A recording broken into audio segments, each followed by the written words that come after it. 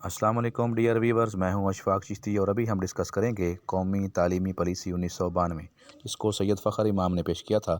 نومبر 1988 کے انتخابات کے نتیجے میں پاکستان پیپل پارٹی ایک دفعہ پھر برسر اقتدار آئی۔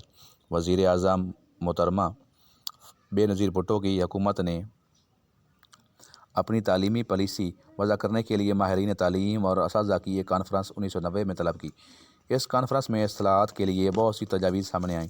ابھی نئی تعلیمی پالیسی تیاری کے مراحل میں تھی کہ اکتوبر 1990 کے انتخابات کے نتیجے میں میاں نواز شریف کی سربراہی میں مسلم لیگ کی حکومت برسر اقتدار آئی۔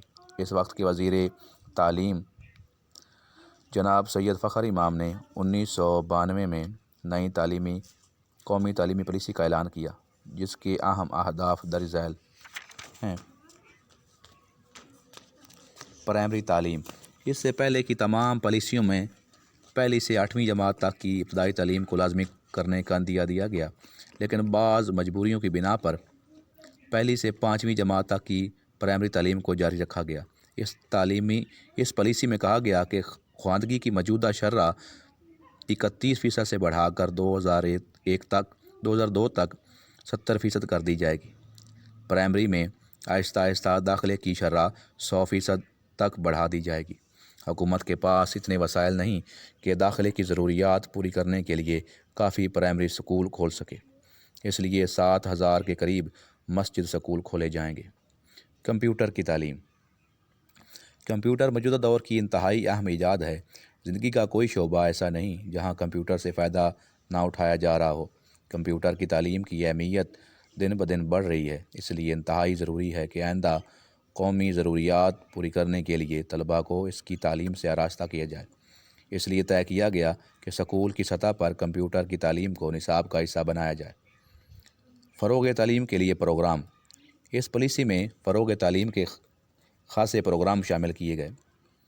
33 نئے پولی ٹیکنیک ادارے، 8 نئے ٹیکنالوجی کالجز قائم کرنے کا عزم کیا گیا۔ اسی طرح سیکنڈری سکولوں کی تعداد 19,000 سے بڑھا کر 48,487، کالجوں کی تعداد 535 سے بڑھا کر 935 اور یونیورسٹیوں کی تعداد 23 سے بڑھا کر 43 کرنے کا پروگرام بنایا گیا۔ ان 20 نئی یونیورسٹیوں میں سے 16 نجی شعبے قائم کرنے کا پروگرام بنایا گیا۔ اس طرح نجی شعبے کو تعلیمی پروگراموں میں شریک کرنے کے لیے کئی اور اقدامات بھی تجویز کیے گئے۔ اخراجات۔ پالیسی میں بتایا گیا کہ آئندہ 10 برس میں تعلیمی پالیسی پر عمل درآمد کے لیے 143 ارب روپے کے ترقیاتی اخراجات ہوں گے، جن میں سے 36 ارب نجی شعبے میں ہوں گے۔ امتحانات کو بدعنوانیوں سے پاک کر کے اس کی اصلاح کا پروگرام بنایا گیا۔ یہ بھی طے کیا گیا کہ بورڈوں اور یونیورسٹیوں میں پورے امتحانی نظام کو کمپیوٹر سے منسلک کر دیا جائے گا۔ پرچہ سوالات میں سابقہ دور کے معروضی حصہ کو بڑھایا اور انشائیہ حصہ کو مختصر کر دیا جائے گا۔ امتحانات کے معیار کو بہتر بنا کر ترقی یافتہ ممالک کے برابر لایا جائے گا۔